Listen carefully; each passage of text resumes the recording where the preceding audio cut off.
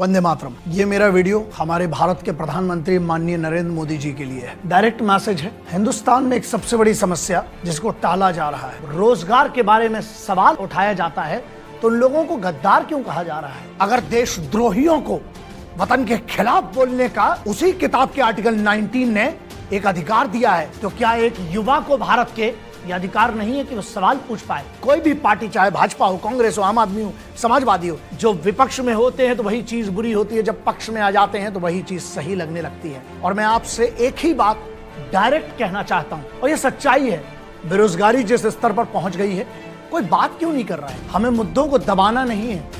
अगर ये मुद्दे दबाए गए तो आगे चलकर ये बहुत बड़ी देश की समस्या हो जाएगी। लेकिन ध्यान रखिएगा मोदी साहब, कहां पर गलतियां हो रही हैं? एग्जाम करवा दिए जाते हैं। एग्जाम क्यों? प्रेशर में पैसा ले लिया जाता है। उन गरीब बच्चों से कहां से आकर वो एग्जाम देते हैं। अब वो सरकारी एग्जाम अगर करवाए जाते हैं तो सबसे बड़ा मुद्दा है कि उनके रिजल्ट क्यों नहीं दिए जाते हैं। और अगर ये रिजल्ट नहीं दिए जा रहे हैं तो आप क्यों नहीं डंडा चलाते हैं? ऐसी कौन सी मजबूरी है जो आपको बेरोजगारी पर बात करने से चुप कर देती है? क्योंकि जब तक ये जवाब नहीं दिए जाएंगे ना, ये सवाल हवाओं में घूमते रहेंगे। आज भी इस देश में ना दो बहुत बड़ी बातें मानी जाती हैं, एक सरकारी नौकरी और दूसरा विवाह। क्या आपकी ही सरकार के कुछ लोग हैं जो भटका रहे हैं? जब ये पूरी महामारी चली, वैक्सीनेशन आ गया है, देखिए इसमें भी करप्शन ना हो ये भी आपको देखना है। समस्याएं हैं, लेकिन मैं हमेशा सबसे कहता हूं कि ख्वाहिशें जिंदा रहना जरूरी है, वरना कल सुबह उठने का मकसद क्या होगा? सरकार जो आराम से कर सकती है, आपके लिए सिर्फ इतना सा काम है, आप अगर चाह लें, अगर पूरी सरकार चुनी हुई है, विपक्ष कुछ नहीं है आज की, सॉल्यूशन क्या है? सॉल्यूशन सीधा है, अकाउंटेबिलिटी निर्धारित करिए। जो इसके लिए जिम्मेदार हो, इसको जो भी इसमें करप्शन हो रहा है उसके लिए जो जिम्मेदार हो, उठाकर नया कानून बनाइए, उसको करप्शन में सीधे अंदर डालिए।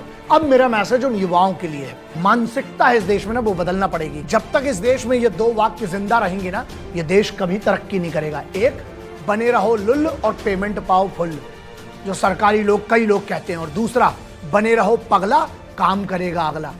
साहब, ये वतन आपका मेरा है, पूरे हक से ना नमक का फर्ज अदा करें। देखिए, माटी का फर्ज सबकी औकात नहीं है, लेकिन नमक का तो कर सकते हैं ना फर्ज अदा। तो जो भी ये यूथ है उसके लिए ये मैसेज है, आप प्राइवेट काम में क्यों नहीं जाते हैं? लाखों करोड़ों ऐसे काम है जहां आप अपना घर चला सकते हैं। जंगल में कोई किसी को खाना बना के नहीं देता, और ये लोग नाकारे होते हैं जो कहते हैं हमें काम नहीं मिल रहा है। ऐसा है, मुझे पता है काम छूटे हैं लोगों के, लेकिन भूखा नहीं मरे हैं लोग। आपको जो काम मिले यार, छोटा बड़ा सब काम, भारत के कानून के खिलाफ नहीं है जो काम आप करिए। किसने रोका है? इस देश की अगर बात करें, दुनिया की सबसे अमीर जो लोग हैं ना, वो सब प्राइवेट लोग हैं। सरकार को दोष देना और उसको गालियां बकना ये भी गलत है।